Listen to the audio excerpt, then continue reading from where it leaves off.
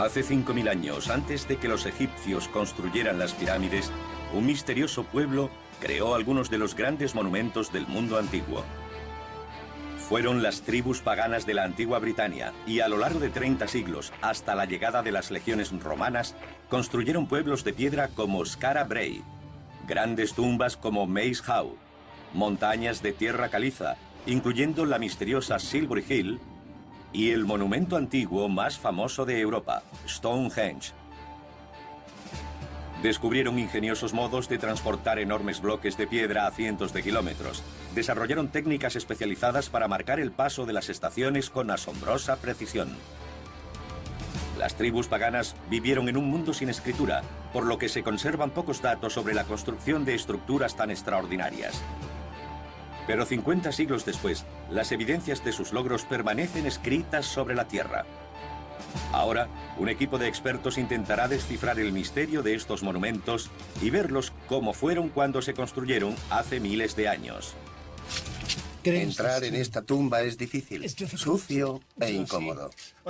Hay que gatear, hay que inclinar la cabeza con humildad para entrar en un mundo diferente. Usando lo último en animación por ordenador y las más modernas investigaciones, el mundo perdido de la Gran Bretaña pagana volverá a la vida.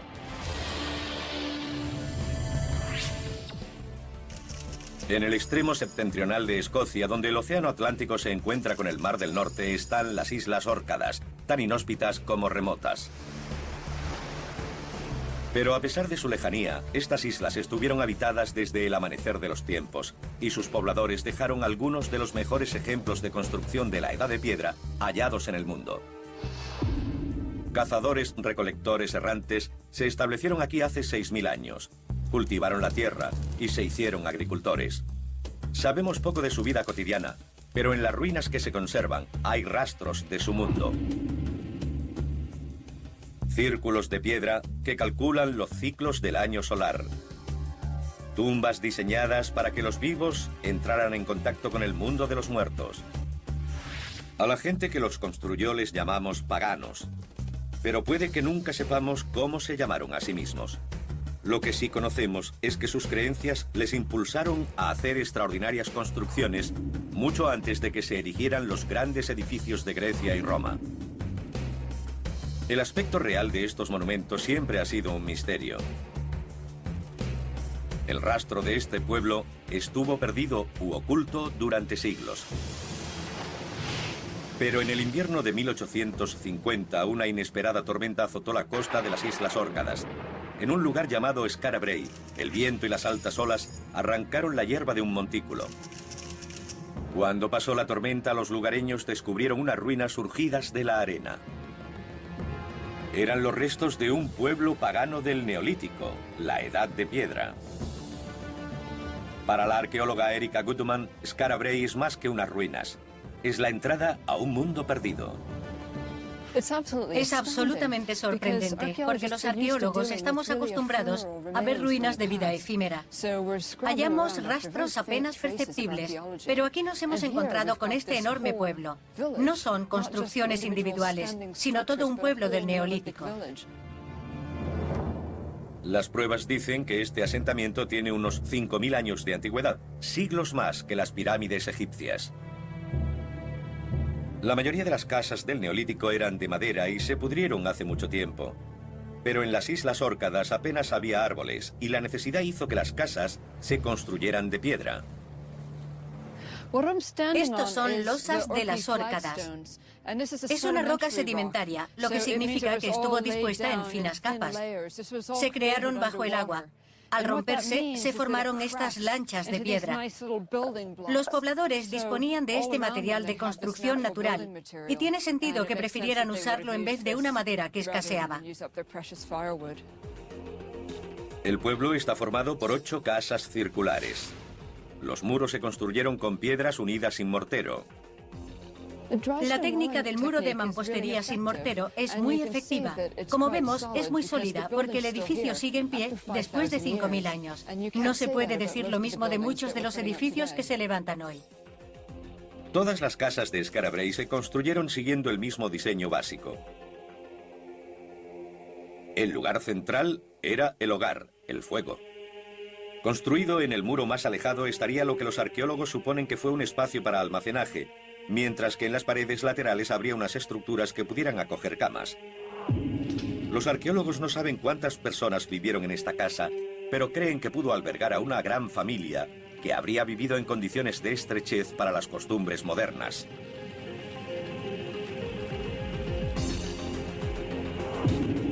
Fue una comunidad muy unida. Los edificios comunicaban a la gente. Las casas estaban conectadas a través de estrechos corredores cubiertos de piedra. Era posible pasar de una a otra sin salir al exterior. El historiador Ronald Hutton tiene que agacharse para entrar y descubrir por qué sus habitantes lo construyeron así. Hay dos buenas razones para que hubiera largos y estrechos pasillos, como este en las casas del Neolítico. En primer lugar, para que el invitado quedara impresionado al acercarse al espacio personal de su anfitrión.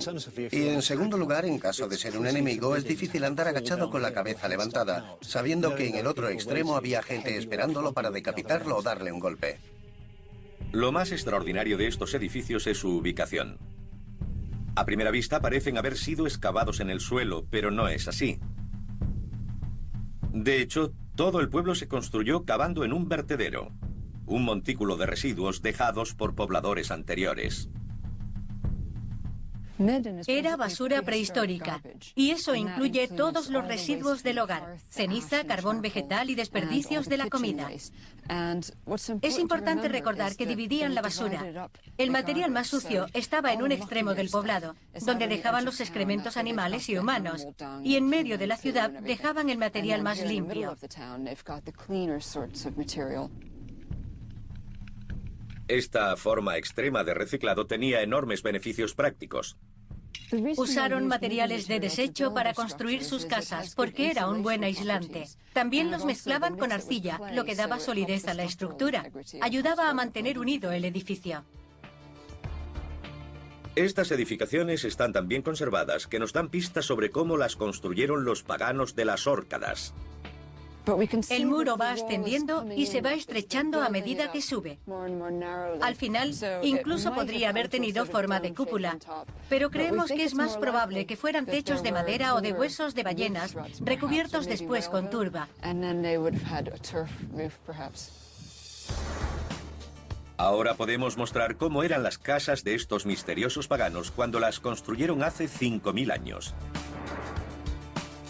Todas siguen el mismo diseño básico. Una habitación de unos 40 metros cuadrados, la mitad de un moderno apartamento neoyorquino. Un aparador de piedra situado al otro lado de la entrada con una cama a cada lado y un gran hogar en el centro. Los muros iban inclinándose hacia adentro hasta converger en las vigas del techo cubiertas de turba. Construidas en un vertedero y comunicadas por pasillos techados, las casas parecerían desde fuera montículos bajos, interrumpidos solo por los techos de turba.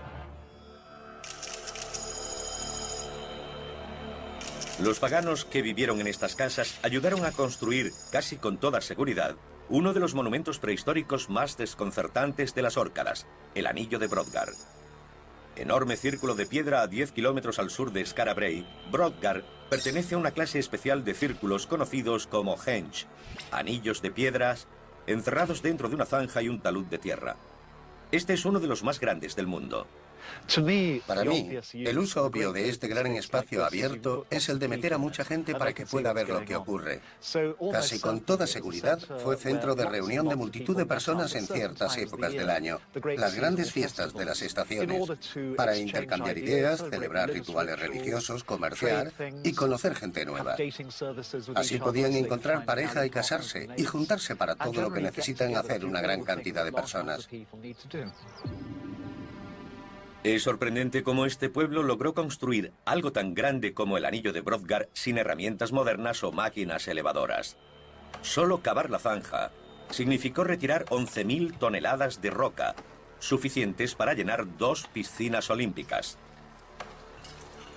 Este proyecto necesitó de todos los isleños sanos durante un largo periodo de tiempo. Pero más asombrosa aún es la razón de su construcción y lo que representaba este círculo. El hecho de que sea un círculo de piedra ya es muy importante. Hace 5.000 años a los habitantes de las islas británicas les fascinaban las formas redondas. Posiblemente porque así podían ver el horizonte, porque el horizonte es un círculo natural. Estos monumentos se correspondían con él, reflejando el entorno. Puede que el anillo de Brodgar se construyera como modelo del paisaje de las Órcadas. Las piedras llegaron de rincones de toda la isla y es posible que cada pequeña comunidad erigiera su propia piedra para representar a su pueblo. Hoy solo quedan 27, pero los expertos creen que debió ser algo así. 60 enormes piedras rodeadas por una zanja. Detrás del foso se alzaba un talud de arena de 3 metros que cercaba todo el lugar. El anillo de Brodgar habría enviado un mensaje a las futuras generaciones de que ese terreno pertenecía por siempre a los constructores y a sus descendientes. Las pruebas sugieren que los paganos de las Órcadas tuvieron una relación muy estrecha con sus muertos. Las tumbas que construyeron eran entradas a un inframundo olvidado.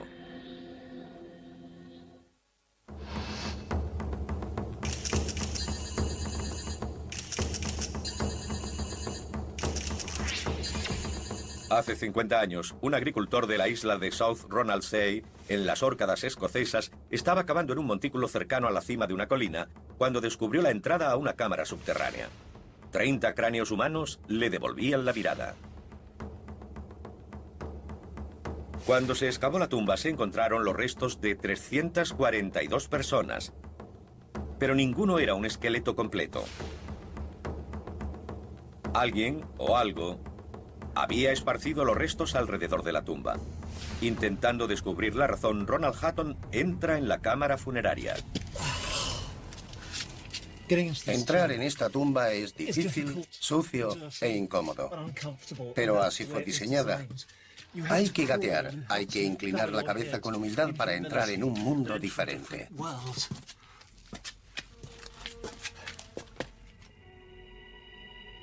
Una vez dentro, la tumba se abre en una sala alargada con una gran cámara en cada extremo y pequeñas cámaras laterales a ras del suelo. Aquí se encontraron pilas de huesos e hileras de cráneos. Ronald cree que esto prueba que los paganos regresaban a menudo para manejar los huesos de sus antepasados.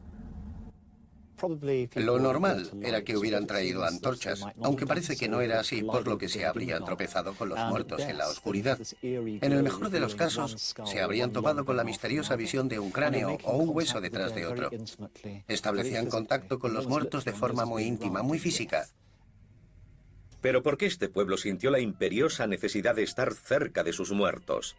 La respuesta parece estar en la temprana edad a la que muchos murieron. Los estudios han revelado que pocos pasaron de los 25 años. La mayor parte de esta población estaría compuesta por niños y adolescentes. Dependerían desesperadamente de la tradición oral, de historias y leyendas de lo que habría ocurrido antes, para tener sensación de continuidad. La vida de los enterrados aquí debió ser muy corta. Eso explica el gran poder de los muertos. La ausencia de cuerpos completos significa que los esqueletos debieron ser separados y arrancados de la carne antes de meterlos en la tumba. Entre los restos humanos se encuentran pistas de cómo debieron hacerlo. Cráneos y garras de águilas marinas. Parece que las águilas fueron una parte esencial de los rituales funerarios paganos que se celebraron aquí. Podría ser que los cuerpos, después de la muerte, fueran picoteados por estas aves. Los huesos habrían quedado limpios y serían introducidos después en las tumbas. Así se podrían manejar, usar en ceremonias y en rituales. Puede que incluso el águila fuera el símbolo de toda la comunidad, el pueblo del águila. Hoy esta necrópolis es conocida como la tumba de las águilas, pero cuando se construyó sirvió tanto de templo como de enterramiento. Uno de nuestros problemas a la hora de estudiar el Neolítico es cómo llamar a estos lugares. Les llamamos tumbas, pero no es correcto en el sentido moderno de la palabra porque son los templos de la época. Eran lugares sagrados. Podría ser que los propios muertos fueran transmisores, por lo que usarían los huesos como teléfonos móviles para contactar con dioses y diosas. Ahora podemos reconstruir la tumba de las águilas como fue cuando las tribus paganas venían a estar en íntima comunión con sus muertos. Divididos en 3 espacios por losas verticales, en los muros a cada extremo de la tumba había compartimentos, uno de los cuales estaba lleno de huesos humanos. Las cámaras del extremo occidental albergaban decenas de cráneos y muchos más bordeaban los muros junto a pilas de huesos. Colocados entre los restos humanos estarían los huesos y cráneos de las águilas. El único modo de entrar o salir de la tumba era a través de un estrecho y largo pasillo.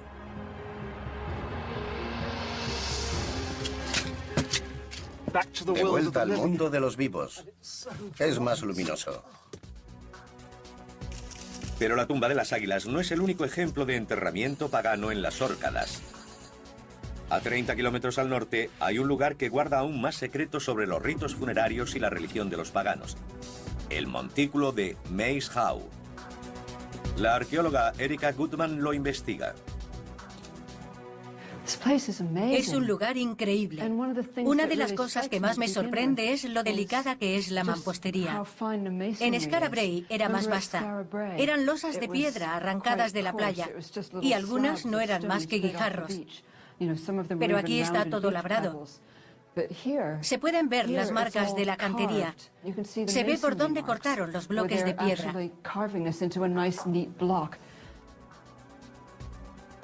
Maze Howe es la tumba más grande de las Órcadas.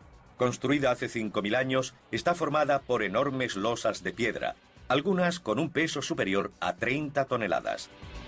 De aproximadamente 5 metros cuadrados, con cámaras laterales más pequeñas en mitad de las paredes izquierda, derecha y posterior, la planta reproduce las casas de Skara Brae. Esta tiene más o menos el mismo tamaño y forma que las casas de Skara Brae. Y no solo eso, cuando se entra en la tumba, vemos un punto central donde habría estado el aparador.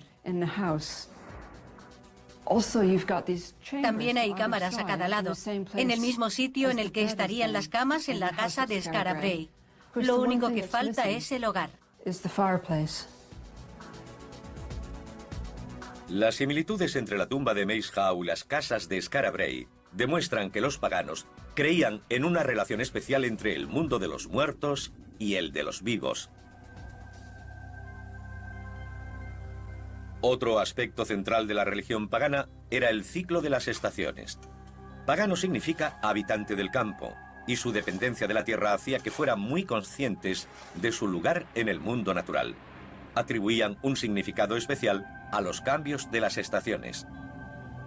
Daban una gran importancia a los solsticios de verano e invierno, cuando se dan los días más largos y cortos del año, y a los equinoccios de primavera y otoño, los 2 momentos del año en que día y noche duran lo mismo. Las pruebas se pueden ver en la tumba de Maze Howe. Está deliberadamente diseñada para marcar uno de estos acontecimientos estacionales del año. Un día, en el solsticio de invierno, la luz del sol entraría por este pasadizo e iluminaría el fondo de la tumba. Los constructores del Neolítico lo diseñaron a propósito para captar ese momento. Para el pensamiento pagano, los solsticios eran muy importantes. Para los paganos, el invierno era el momento de los muertos, la estación en la que los campos estaban yermos. El solsticio de invierno marca el fin del mismo. Llevando la luz a la tumba, los paganos buscaban la ayuda de los antepasados, esperando asegurarse el regreso de la primavera.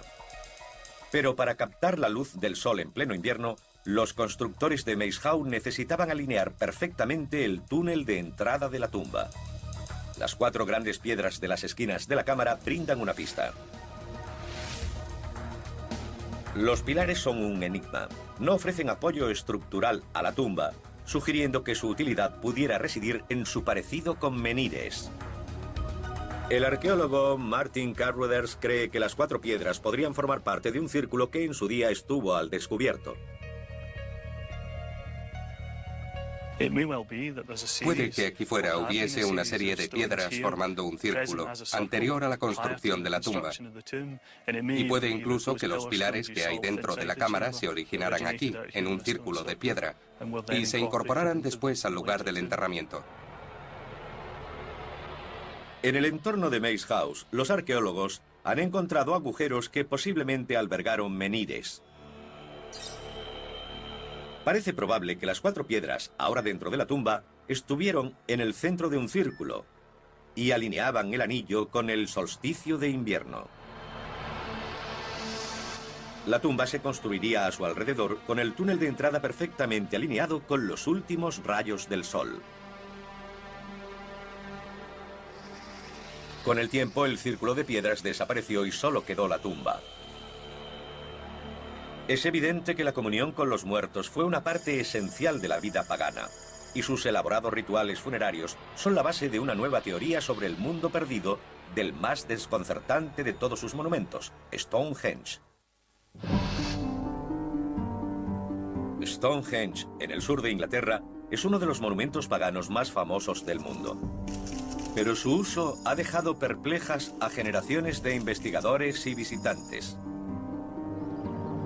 Ahora un equipo de expertos desvelará el aspecto de Stonehenge en su apogeo e investigará una nueva teoría sobre su construcción. Quieren descubrir si formó parte de un complejo mucho mayor, ahora olvidado, y que sirvió de entrada al reino de los muertos.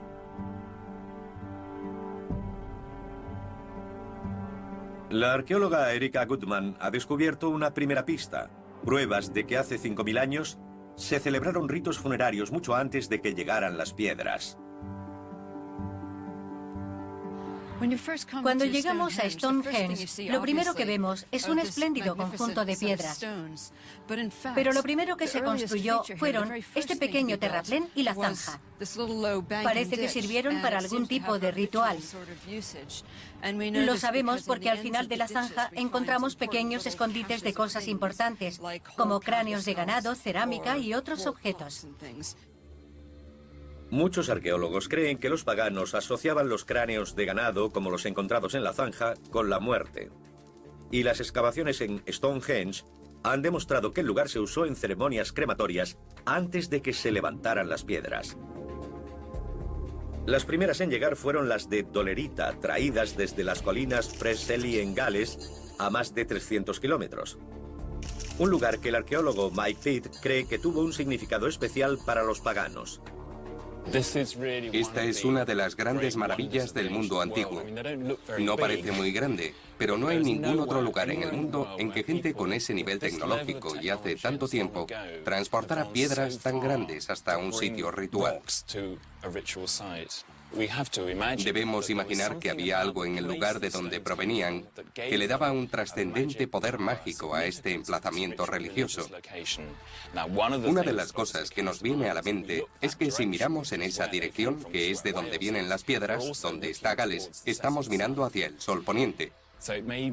Puede que implique algún simbolismo relacionado con los muertos y los antepasados, y apunta hacia donde se pone el sol, donde viven los antepasados. Trayendo las piedras de Gales, proporcionaron a Stonehenge un vínculo simbólico con el mundo de los muertos. Y entonces, 200 años después, ocurrió algo extraordinario. Stonehenge pasó por un vasto programa de reconstrucción. Los menhires de dolerita fueron resituados y rodeados por un círculo protector de enormes piedras llamadas sarsens. Mientras a pocos kilómetros de distancia se construyó un anillo casi idéntico pero de madera. Entonces hubo 2 henge, uno de piedra y otro de madera. El Woodhenge original se pudrió hace mucho tiempo, pero la localización precisa de sus 168 postes está marcada ahora por sólidos pilares de hormigón. Habría unos 100 postes de roble. Parecería un bosque artificial. Los propios postes eran importantes. Quizá algunos tenían corteza, otros estaban tallados, pintados, decorados, o quizá tendrían cosas colgadas.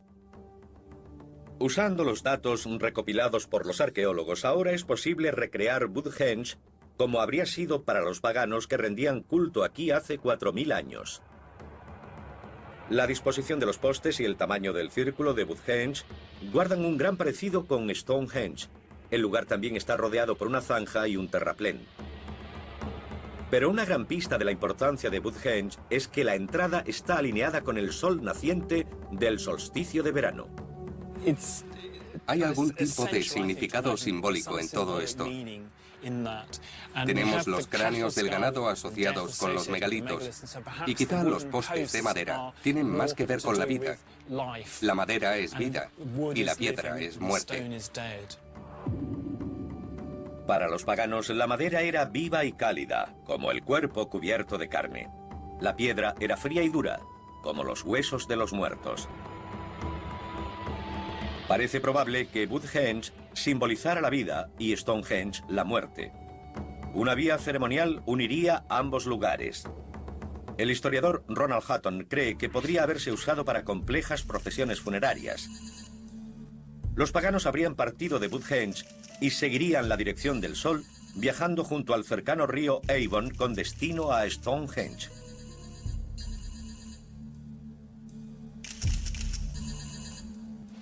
El agua, como este río Avon, era muy importante para los monumentos del Neolítico. Se encuentra cerca de muchos de ellos. Quizá porque es un elemento extraño, conecta a la gente y la separa, preserva la vida y la quita, crea y destruye. Quizá esta esencia de muerte y vida es exactamente de lo que tratan estos monumentos. La procesión seguiría el río hasta llegar a la avenida, una calzada que conducía a Stonehenge.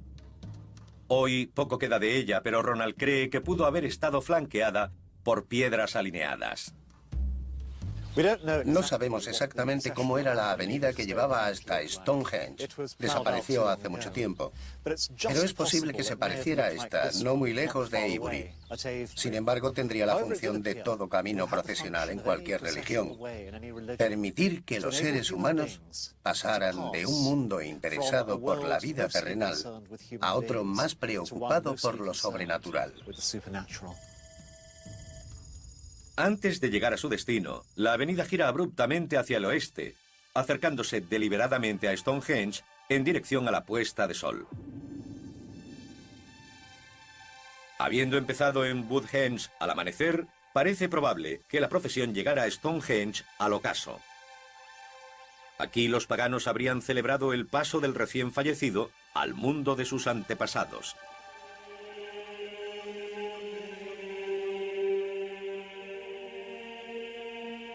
El trabajo en Stonehenge duró milenios, pero su círculo de piedra fue construido en pocos años. Con los siglos, muchas de las piedras cayeron o fueron retiradas, pero ahora podemos reconstruirlo como habría sido para los paganos que lo usaron en sus ritos funerarios hace milenios. En el centro del anillo habría una herradura de 5 trilitos, 2 megalitos con un dintel encima. Rodeaban a 19 piedras más pequeñas que a su vez estaban rodeadas por el famoso círculo de enormes piedras Sarsen, coronadas por un anillo continuo de dinteles curvados. Stonehenge y Woodhenge habrían dominado el paisaje local. Pero a solo unos kilómetros al norte hay otro monumento que ha desafiado toda explicación. Una enorme colina artificial que los arqueólogos calculan que requeriría de 18 millones de horas de trabajo para construirla. Silbury Hill.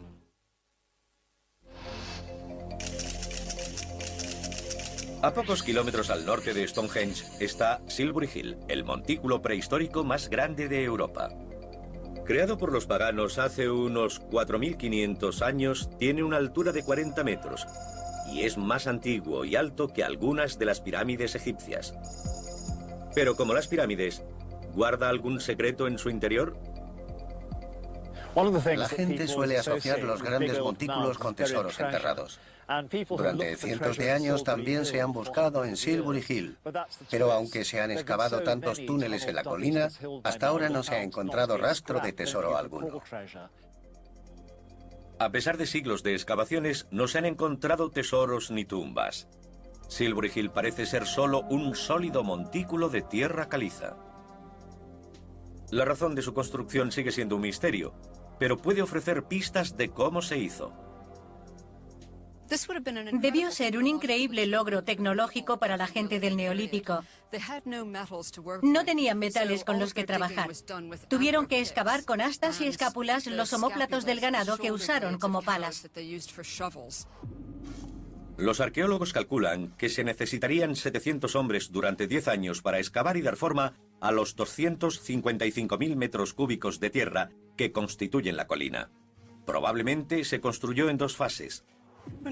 Cuando se levantó la primera, solo medía 5 metros de altura, pero después, en la segunda fase, se alcanzaron los 36. Es enorme y la pendiente es muy pronunciada. Contrasta abiertamente con el perfil bajo de las colinas de alrededor. Pero hacer una colina era todo un reto. No se pudo levantar algo así simplemente apilando tierra y escombros porque se desmoronaría. Se hizo cuidadosamente para conservar la forma cónica. Puede que Silbury Hill no fuera circular, sino que se construyera como un polígono, posiblemente de 9 lados. Muros externos de tierra caliza se inclinarían hacia el interior en un ángulo de 60 grados para buscar la máxima estabilidad. Estarían unidos por muros radiales construidos hacia afuera desde el centro del montículo. Los huecos se rellenarían con piedras y escombros. Es posible que el montículo se levantara como una serie de plataformas escalonadas, pero los últimos estudios arqueológicos sugieren un método diferente.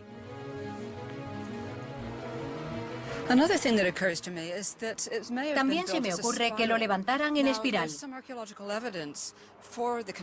Hay pruebas arqueológicas que demuestran la construcción de este montículo de esa forma. El transporte del material sería más fácil a través de rampas que de escalones. La forma espiral también pudo tener una importancia religiosa. La espiral es uno de los grandes símbolos artísticos de la época y trazando un camino así hasta la cima, la gente estaría caminando literalmente por una espiral. El camino en espiral habría hecho la colina más fácil de construir y más apropiada para las procesiones religiosas. Pero puede que haya también un vínculo entre Silbury y el paisaje circundante que podría explicar la razón de su altura. Cerca se encuentra el mayor círculo de piedra del mundo, Avebury. Silbury Hill también está cerca de otros emplazamientos paganos, West Kennel Long Barrow y el santuario. El historiador Ronald Hutton quiere investigar una nueva teoría, que Silbury Hill podría haberse usado también como plataforma señalizadora que coordinara ceremonias simultáneas en los diferentes lugares. Es una idea que nunca se ha probado hasta ahora. La teoría dice que desde cualquier parte del entorno de Avebury se puede ver la cima de Silbury Hill. Para comprobar la teoría, la arqueóloga Erica Goodman se dirige al túmulo de West Kennel Long Barrow. El túmulo contuvo los restos de unas 50 personas y es uno de los montículos funerarios mejor conservados de las Islas Británicas. También es uno de los más grandes, tan largo como un campo de fútbol y la mitad de ancho. Este es el túmulo de West Kenneth Long Barrow.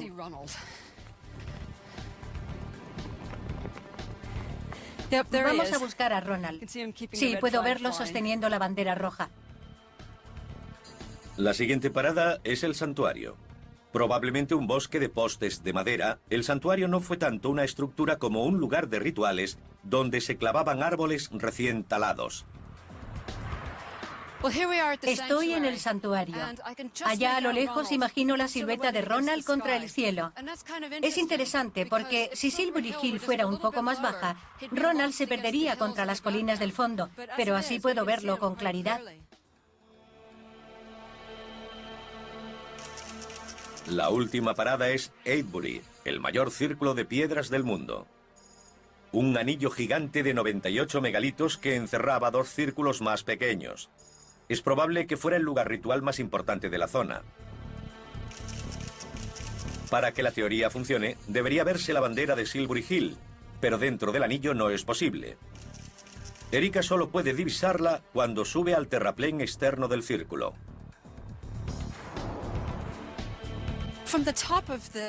Desde lo alto del terraplén lo veo muy bien. De hecho, su silueta se recorta contra el cielo. Se puede ver cómo Silbury Hill se alza en el horizonte a más altura que las colinas circundantes. La teoría de Ronald funciona. Quizá podría ser un puesto de señales.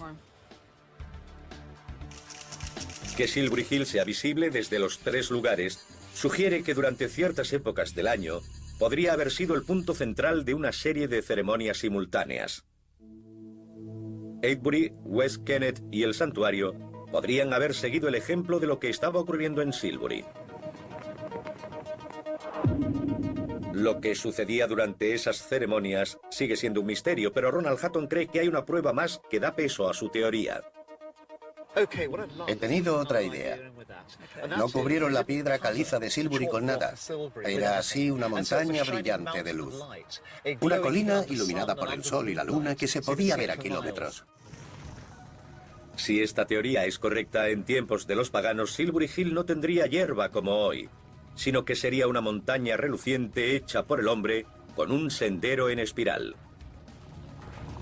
Cualquier cosa sobre ella habría sido vista desde kilómetros. El magnífico montículo de Silbury Hill sobrevive como uno de los grandes monumentos de la Gran Bretaña pagana, pero llegó de un mundo perdido para siempre. En la costa sur de Inglaterra hay otra colina, el espectacular Maiden Castle. En los siglos posteriores caería en manos del ejército invasor romano y sería testigo del final del mundo de la Gran Bretaña pagana. Maiden Castle, en el sur de Inglaterra, es el mayor poblado fortificado de Europa. De tamaño considerable, las defensas de este enorme bastión parecían inexpugnables. Pero nada detenía a la mayor fuerza de combate del mundo antiguo, el ejército romano. Hoy solo quedan los erosionados terraplenes. Pero durante miles de años, Maiden Castle fue un tesoro militar pretendido por las tribus paganas de la época de Stonehenge hasta el final de la Edad del Hierro, cuando cayó bajo el yugo romano. Estos terraplenes son enormes. Allí tenemos uno que baja hasta una zanja profunda y sube hasta otro enorme aquí. Y este está a 22 metros por encima de la zanja. La construcción requirió de un enorme esfuerzo, igual que debió serlo atacar el poblado por esta pendiente. Normalmente el punto más débil de cualquier bastión es la entrada, pero Maiden Castle estaba diseñado con una sorpresa para los invasores. Esta sería la entrada occidental a la fortificación. Y si ahora parece un confuso grupo de montículos, habría resultado mucho más confuso para los atacantes que se acercaran. La idea es que los desorientaran en esta especie de laberinto para dificultarles el ataque. Ahora podemos devolver la vida a las defensas de Maiden Castle y descubrir por qué fue considerada la mayor fortaleza de la Gran Bretaña pagana. 3 anillos concéntricos de zanjas y terraplenes rodeaban el recinto. Encima del último habría una empalizada. Un pasillo a lo largo de la parte superior les permitiría la vigilancia y serviría como plataforma para la principal defensa de la fortaleza, los lanzadores de piedras. 2 torres vigías se erigirían a ambos lados de la entrada como protección añadida contra los enemigos que amenazaran la puerta. Cuando los romanos lo invadieron en el 43 después de Cristo, Maiden Castle estaba ocupado por la tribu Durotrige, caciques de gran parte del suroeste de Inglaterra. Mineros y trabajadores del hierro eran una poderosa confederación de tribus e incluso acuñaban su propia moneda. Pero ahora se enfrentaban al ejército más temido y preparado de la época. Un ejército que poseía una enorme ventaja tecnológica. Usaban ballestas. En el cercano museo del condado de Dorset se conservan pruebas de su eficacia en los restos de 2 soldados paganos encontrados en el lugar. Había numerosas tumbas de guerreros de la Edad del Hierro y unos 10 cuerpos tenían cortes de espada en la cabeza. Cortes muy profundos. Mostraban golpes en el cráneo y uno de ellos incluso tenía una flecha de ballesta clavada en la columna. Pero para alcanzar a los defensores de Maiden Castle, la flecha debía haber superado 3 enormes terraplenes. Para comprender el alcance de la ballesta, el historiador Ronald Hutton busca una réplica que funcione. ¿Cuántas de estas máquinas habría usado una legión romana? Cada legión tenía 60 piezas de artillería. Habría 60 alrededor de la colina.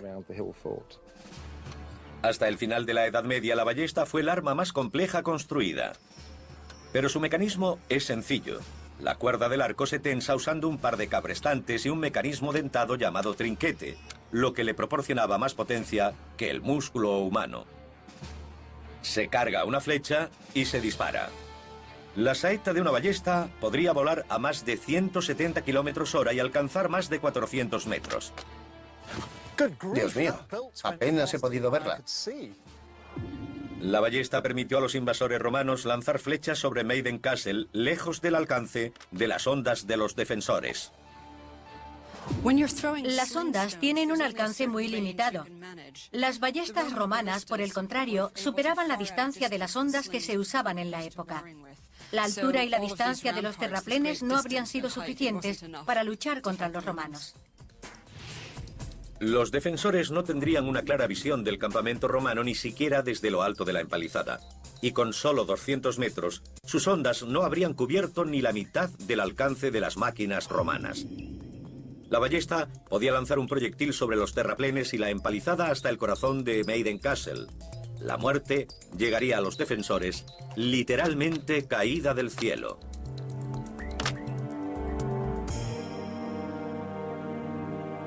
A mediados del siglo I de nuestra era, la mayoría de los 50 poblados fortificados habían sido conquistados por las legiones romanas.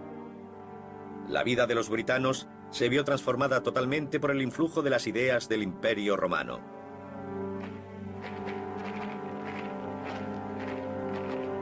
Pero incluso antes de la conquista, muchos monumentos y asentamientos paganos quedaron olvidados porque la gente que los había construido había cambiado. El poblado de la Edad de Piedra de Skara Brae, el Gran Círculo de Brodgar y la Tumba de las Águilas llevaban abandonados muchas generaciones. La pericia constructiva que creó alineamientos estivales e invernales en Maze Howe y Woodhenge se habían perdido con la evolución de las religiones.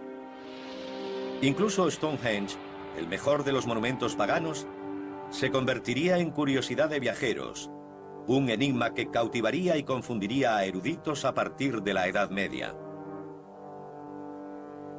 Por su parte, la misteriosa Silbury Hill y la gran fortaleza de Maiden Castle serían usadas por los romanos para sus propios templos y asentamientos. Mientras estos lugares se venían abajo, desapareció todo conocimiento de ellos y de lo que representaban. Solo ahora, muchos siglos después, estamos redescubriendo estos mundos perdidos.